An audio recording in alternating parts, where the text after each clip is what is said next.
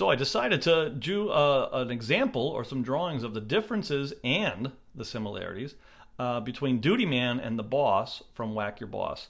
I pretty much draw the head as a big arc at first, and then sometimes I add hair if the character adds hair. This is the only little bit of hair that the boss has, and it's just a hint of hair, just that horseshoe look around the back of the ears. Doodieman, of course, doesn't have an ear, so we don't, or if he does, it's covered up and it's hidden behind his red leotard that he wears, or his superhero, what do you call that, a leotard? A tights? Tights? Is that what superheroes wear, tights?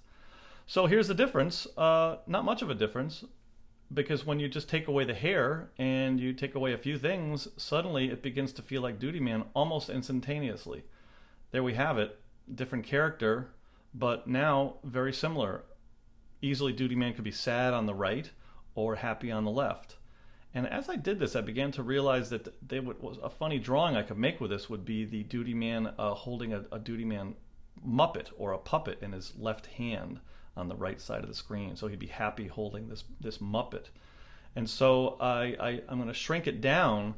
But you know what I remembered too? There's something I wanted to show you from last week's video where I had Doodieman in the Doodieman Museum.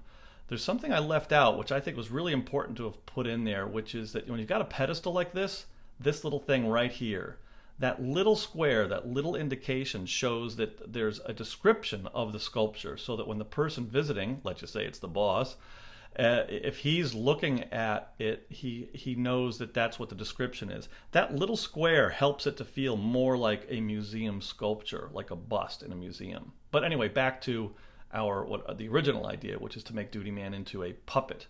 So the Doodieman puppet, just cut off that black line on the bottom there and begin to, just flesh it out. Now, in terms of the arm holding him up, the weight, how heavy is this puppet? Not super heavy, but I decided I wanted to have the shoulder up higher. That arm doesn't work, but this arm works, and the shoulder's up higher to show that he's got his fist down there, and he's counterbalancing his body by pushing up and holding that puppet up in the air. And that then begins to be an issue of what do you call it, the stance or his gesture. And I like the look, instead of that look of the it looks almost like a bust. I wanted more like a sock puppet look.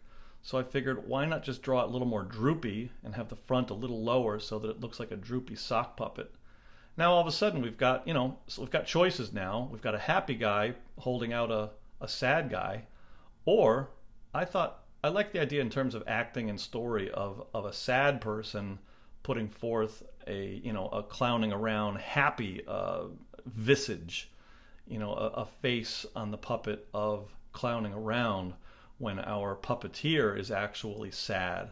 So, as you know, with the magic of computers, just swap them out. Now again, it's a choice. What works? Do you like this more or this? Does this tell a story? Or, this is the kind of story I wanted to tell. So now go ahead and we'll still add the boss in here. And again, to provide the contrast of the acting, the clown around puppet with the boss who's always serious.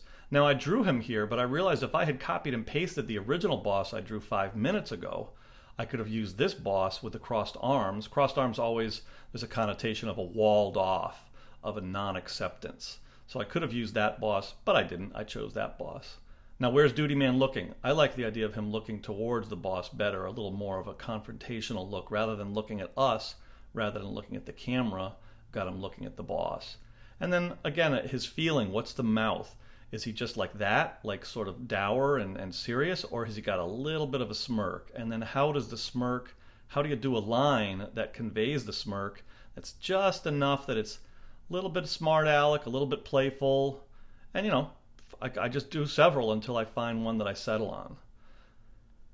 So, what's next? Oh yeah, you would see his hand through the mouth. The open mouth would show a hand. The open mouth shows too much. So how to fix that? Well, draw teeth. And now it's blocked, so you believe that his hand could be behind there. And again, once more with the acting, where are we looking? Who's making eye contact? Who is teasing who? Who's making fun of who? Well, thanks for watching. And I will see you again soon. I'd love it if you write in the comments if there's any ideas you want, any thoughts, any questions. Write in the comments if you've got anything to ask me. And also, please click subscribe. And I will see you soon on whackyourboss.com and doodie.com. Take care.